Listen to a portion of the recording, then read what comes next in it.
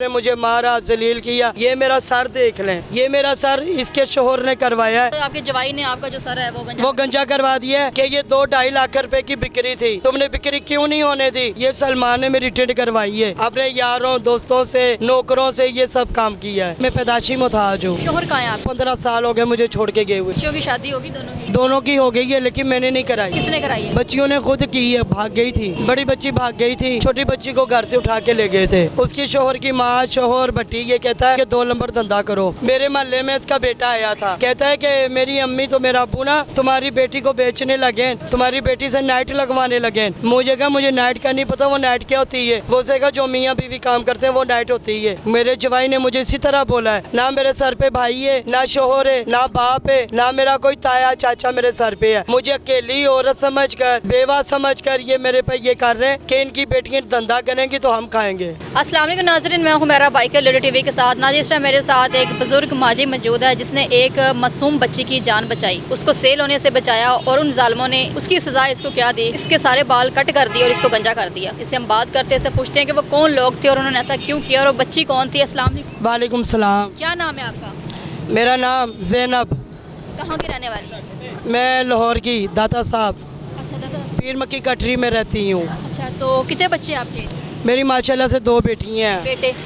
बेटा कोई नहीं है। अच्छा, तो ये आपको क्या हुआ है? ये पैदाशी ऐसा है? जी मैं पैदाशी मुताज हूँ। अच्छा, शोहर कहाँ है आपके? मेरे चोर को तो 15 साल हो गए मुझे छोड़ के गए हुए। अच्छा, छोड़ गए थे? जी छोड़ गए थे। बेटियाँ किस तरह पाली पे? बेटियाँ मैं शापर बेचती हूँ, सारा दिन यहाँ पे शापर बेचती हूँ नुक्कर पर।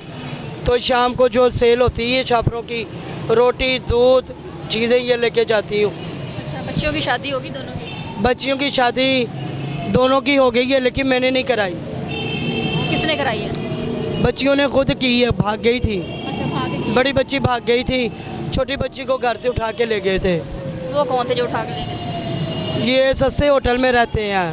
बच्ची को घर से क्यों उठा के ले गए? बच्ची को कह रहे थे कि तुम घर बुआ देख लेना, तो अपनी अम्मी को जाके हमारे लिए रजामंद करना, तो तुम्हारी फिर शादी करवा देंगे अपने बेटे के साथ। अच्छा, फिर क्या हुआ? फिर ये हुआ कि बच्ची की उम्र 11 साल है। 11 साल की बच्ची है? हाँ 11 साल की बच्ची है। अच्छा, तो ये निकाह कहीं भी नहीं हो रहा था। नासिर भट्टी ने पैसे लगाए पुलिस वालों को, निकाह करने वालों को, जिसे निकाह मौलवी ने दिया है वो उसे भी मना किया है कि नहीं नहीं ये बच्ची बहुत छोटी ही है, तो ये बच्ची का निकाह नहीं जायज़। उसे कहा नहीं इस बच्ची का जो है ना निकाह करवाना है, ये हर हाल में निकाह होना चाहिए।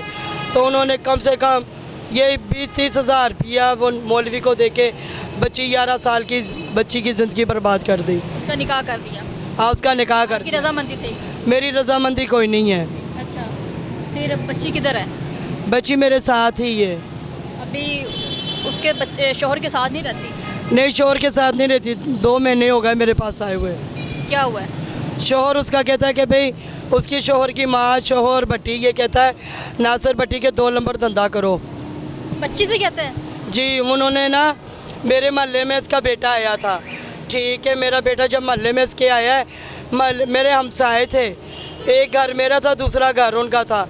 मैं दुख सुख उनके साथ करती रहती थी कि मेरा घर दुनिया में कोई नहीं है, मेरा माँ बाप बहन भाई सब कराची है, मैं दुनिया में अकेली हूँ। तो मैंने सोचा कि भाई ऐसे करूँ कि मैं उस औरत के साथ दुख सुख बोलने लग गई। कुछ दिन ऐसा हुआ है कि मेरी बेटी का बहाना करके कहता है कि मेरी अम्मी तो मेरा अबू ना तुम्हारी बेटी को बेचने लगे, तुम्हारी बेटी से नाइट लगवाने लगे।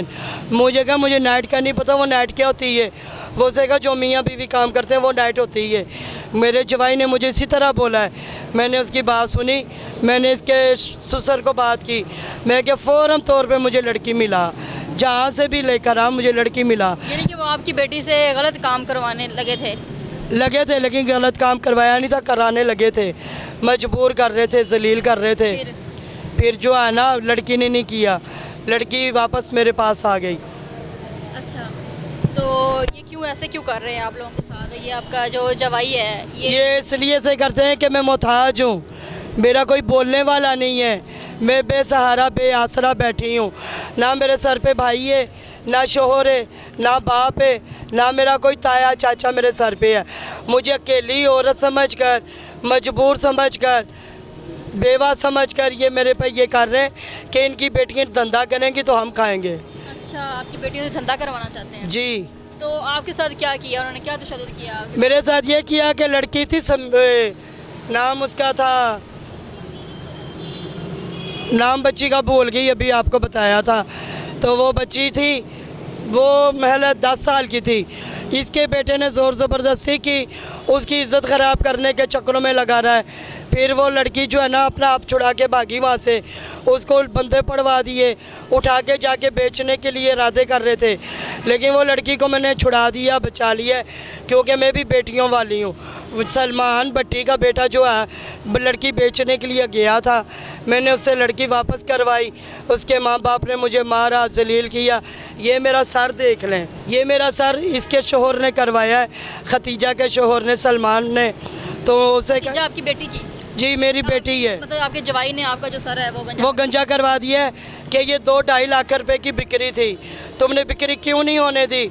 आज अल्लाह ना करे वो बिक जाती, कल तक मेरी बेटी को बेच देते, मैं तो किसी को बुला कहने के काबिल ही ना रहती।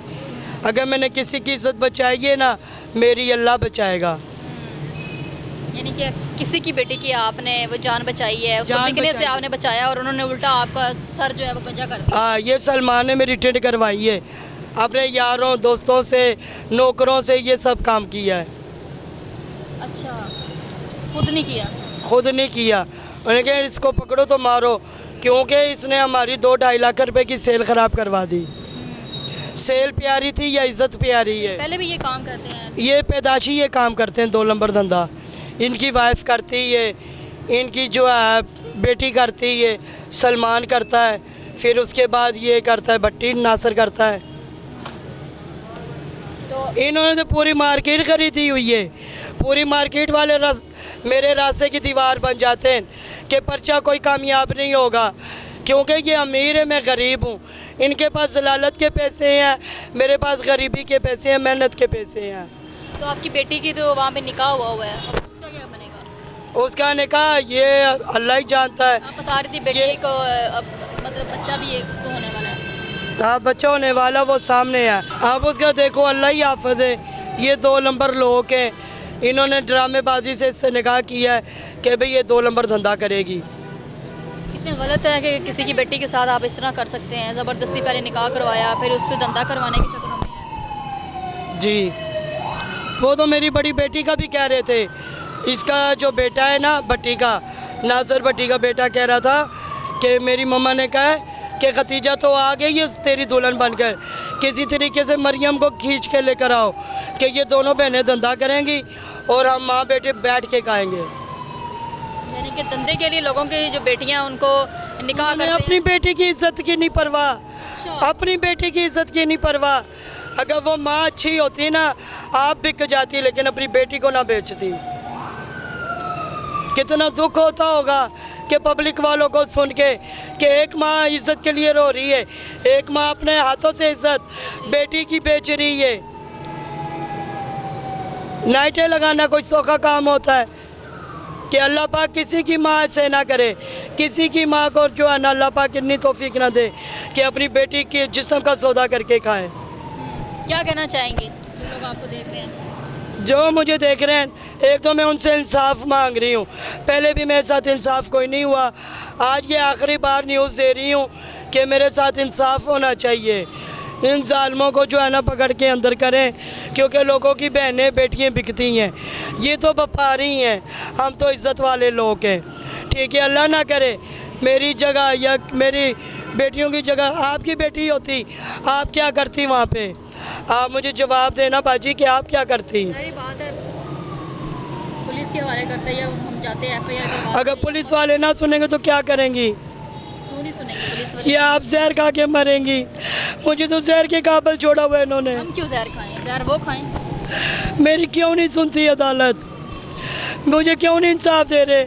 ये जुल्म सहना सिर्फ गरीबों पे रह गया है, जो अपाहिज लोग हैं या जो कुछ कर नहीं सकते। क्या मैं जुल्म मरियम नवाज़ को ये कह रही हूँ कि खुदा का वास्ता है, तू भी बेटी है, तू भी किसी की बहन है, तू भी किसी की माँ है, मेरे साथ इंसाफ करवा दे, आपकी बड़ी मेहरबानी होगी। नाज़रीन, ये हालात है आजकल के कि किस तरह लोग जो है वो शादियों के नाम पे लोग बच्चियों से धंधा करवाते हैं। किस तरह इनकी बेटी को ज़बरदस्ती 11 साल की वो बच्ची है, अभी बच्ची जवान भी नहीं हुई, 18 साल की भी नहीं हुई, और ज़बरदस्ती निकाह किया है। निकाह करने के बाद उसको धंधे पे लगाने लगे थे, जबकि उनकी माँ ने किसी दूसरी की बेटी को बचाया और बचाने के बाद उसको बेचारी को सज़ा क्या मिली कि उसको गंजा कर दिया। मैं कहती हूँ कि ये पता नहीं इस तरह के लोग किस तरह ये सब कर लेते हैं, दूसरों की बेटियों की इज्जतों की क्यों नहीं परवाह करते हैं, उसको धंधे पे किस तरह बिठा सकते हैं। और फिर एक निकाह का नाम दे के निकाह करने के बाद उस बच्ची से धंधा करवा रहे। आज वो बच्ची जो है माँ बनने वाली है, अब उस बच्ची का कौन है, उस बच्ची के पेट में जो बच्चा है उसका कौन बनेगा। ये हालात है। मैं ये कहना चाहूँगी कि इनको इंसाफ मिलना चाहिए। ये अपाहिज है, ये कुछ कर नहीं सकते, ये चल नहीं सकती, ये कोई काम, तो क्या उसकी सज़ा इसको ये मिलेगी। मुझे इजाज़त है, मिलते अगले प्रोग्राम में, तब तक के लिए अल्लाह हाफ़िज़।